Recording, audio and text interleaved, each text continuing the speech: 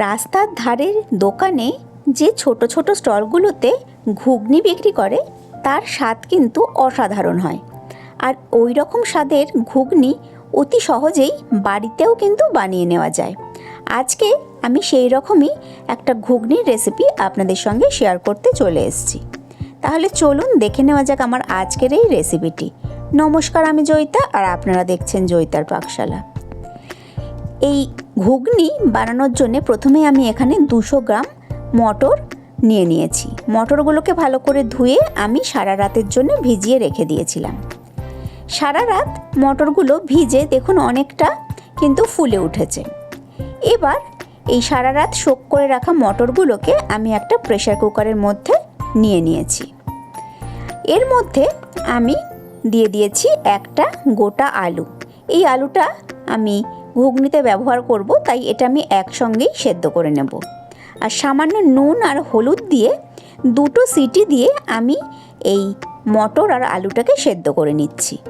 যতক্ষণে মটরটা সেদ্ধ হচ্ছে আমি এদিকে একটা মশলা বানাচ্ছি। তার জন্যে আমি একটা ফ্রাইং প্যানের মধ্যে নিয়েছি 1/2 চামচ মৌরি, 1/4 চামচ জিরে, 1/2 চামচ নিয়েছি গোটা ধনে, ছোট একটা দারচিনি স্টিক, 3টে নিয়েছি লবঙ্গ, 2টো নিয়েছি আমি ছোটো এলাচ, আর একটা নিয়েছি আমি শুকনো লঙ্কা। শুকনো লঙ্কাটা কিন্তু আমি এখানে কাশ্মীরি শুকনো লঙ্কার ব্যবহার করেছি, যাতে কালারটা ভীষণই সুন্দর হয়। এবার এই সমস্ত মশলাগুলোকে আমি মিনিট 2-3 ধরে ভালো করে একটু ড্রাই রোস্ট করে নেব। তবে মশলাটা যেন পুড়ে না যায় সেদিকে লক্ষ্য রাখতে হবে। মশলাটা ড্রাই রোস্ট হয়ে গেলে মশলাটাকে নাবিয়ে আমি ঠান্ডা করে নেব, তারপর ওটাকে আমি গুঁড়ো করব। এদিকে ততক্ষণে আমি বেশ বড় সাইজের একটা পেঁয়াজ মিহি করে কুচিয়ে নিয়েছি, আর আদা, রসুন আর কাঁচা লঙ্কা ওটাকেও আমি মিহি করে কুচিয়ে নিয়েছি। এখানে আদা, রসুন, কাঁচা লঙ্কাটা কিন্তু আপনারা বেটেও ব্যবহার করতে পারেন। আর এদিকে দেখুন মশলাটাও ঠান্ডা হয়ে গেছে, ওটা আমি একটা মিক্সিং জারের মধ্যে নিয়েছি। নিয়ে আমি এটার একটা পাউডার বানিয়ে নেব। তবে একদম মসৃণ পাউডার কিন্তু আমি বানাচ্ছি না, একটু দানা দানা রেখেই কিন্তু আমি মশলাটা বেটে নেব। এবার আমি রান্নাটা শুরু করব। তার জন্য গ্যাসে একটা কড়াই বসিয়ে কড়াইটা গরম করে নিয়ে তাতে দিয়ে দিয়েছি পরিমাণ মতো সর্ষের তেল। আর এদিকে দেখুন আমার যে মটরটা সেদ্ধ করতে বসিয়েছিলাম সেখানে কিন্তু 2টো সিটি পড়ে গেছে, মটরটা সেদ্ধ হয়ে গেছে। প্রথমেই আমি প্রেসার কুকারের ঢাকনাটা তুলে যে আলুটা দিয়েছিলাম সেদ্ধ করতে, আলুটা প্রথমে আমি তুলে নিয়েছি। এবার এই যে মটরটা সেদ্ধ করেছি ওপর দিয়ে কিছু কিছু মটরের যে ওপরে একটা পাতলা খোসা থাকে সেটা কিন্তু বেরিয়ে আসে, সেটাকে আমি আস্তে আস্তে ওপর দিয়ে যতটা সম্ভব আমি ওই খোসাটা তুলে ফেলে দিচ্ছি। তেল দেখুন এদিকে গরম হয়ে গেছে। এবার তেলের মধ্যে আমি যে পেঁয়াজটা মিহি করে কুচিয়ে রেখেছিলাম সেই পেঁয়াজ কুচিটা দিয়ে দিয়েছি। পেঁয়াজ কুচিটা দিয়ে মিনিট 2 সময় আমি খুব ভালো করে একটু ভাজা ভাজা করে নিচ্ছি। মোটামুটি পেঁয়াজটা একটু লালচে রং ধরলে এবার আদা, রসুন, কাঁচা লঙ্কার যে আমি মিহি করে কুচিয়ে রেখেছিলাম সেটাও দিয়ে দিয়েছি।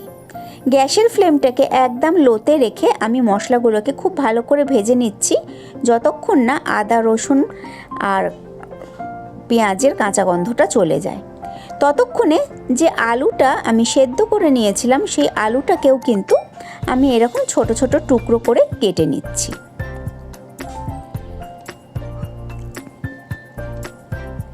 সমস্ত আলুটা দেখুন কাটা হয়ে গেছে।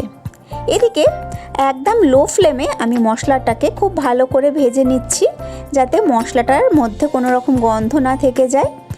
এই স্টেজে আমি এর মধ্যে দিয়ে দিয়েছি সামান্য পরিমাণ হলুদ গুঁড়ো আর দিয়েছি সামান্য পরিমাণ নুন আর হলুদ দিয়ে আমি আরও 10-15 সেকেন্ড খুব ভালো করে নাড়াচাড়া করে নিয়েছি। এবার আমি এর মধ্যে যে আলুটা টুকরো করে কেটে নিয়েছিলাম সেই আলুটা দিয়ে দিয়েছি মশলার মধ্যে। মশলার মধ্যে আলুটা দিয়ে আমি আরও মিনিট 2 সময় খুব ভালো করে আলুটাকেও একটু ভাজা ভাজা মতো করে নিচ্ছি। আমি আলুটা দেব বলেই কিন্তু এই স্টেজে একটু হলুদ আর নুনের ব্যবহার করেছি, যাতে আলুটারও কালারটা বেশ সুন্দর এসে যায়। আলুটা মিনিট দুয়েক একটু নাড়াচাড়া করে এবার আমি এর মধ্যে একটা মিডিয়াম সাইজের টমেটো মিক্সিতে একটু পেস্ট করে নিয়েছিলাম, সেটা আমি দিয়ে দিয়েছি। টমেটোটা দিয়ে এবার 3 থেকে 4 মিনিট সময় আমি খুব ভালো করে সমস্ত কিছু মশলাকে কষিয়ে নিচ্ছি। আর এই স্টেজে আমি এর মধ্যে দিয়ে দিয়েছি 1 চামচ কাশ্মীরি লঙ্কার গুঁড়ো, যাতে কালারটা বেশ সুন্দর এসে যায়। এবার 4-5 মিনিট সময় ধরে একটু নাড়াচাড়া করে নিয়ে আমি মশলাটাকে একদম লো ফ্লেমে কষিয়ে নিচ্ছি, যাতে টমেটোর কাঁচা গন্ধটা একদম চলে যায়। 4-5 মিনিট বাদে দেখুন মশলাটা থেকে কিন্তু তেল একেবারেই রিলিজ করে গেছে আর টমেটোর কাঁচা গন্ধটাও চলে গেছে। মশলাটা খুব ভালোভাবে কিন্তু কষানো হয়ে গেছে। এবার এই মশলার মধ্যে আমি দিয়ে দিয়েছি 1/4 চামচ চিনি। যেহেতু আমি এখানে টমেটোর ব্যবহার করেছি সেই জন্যে আমি এখানে 1/4 চামচ চিনি দিয়ে দিয়েছি, যাতে টেস্টটা ব্যালেন্স হয়। তবে আপনাদের পছন্দ না হলে আপনারা স্কিপ করতে পারেন। চিনিটা দিয়ে খুব ভালো করে মশলাটাকে মিশিয়ে নিয়ে এবার আমি সেদ্ধ করে রাখা মটরটা এর মধ্যে দিয়ে দিয়েছি। যে জলটা দিয়ে আমি মটরটা সেদ্ধ করেছিলাম সেই জলটা শুদ্ধই কিন্তু আমি মটরটা মশলার মধ্যে দিয়ে দিয়েছি। এবার মটরের সঙ্গে মশলাটাকে খুব ভালো করে মিশিয়ে নিয়েছি, নিয়ে এর মধ্যে আমি আরও কিছুটা জল অ্যাড করে দিয়েছি। জল অ্যাড করে দিয়ে এবার আমি এটাকে ফুটতে দিয়েছি 4 থেকে 5 মিনিট। আর এই স্টেজে আমি একটু চেক করে দেখে নিয়েছিলাম, একটু নুনের প্রয়োজন ছিল বলে আমি এখানে একটু নুন দিয়ে দিয়েছি।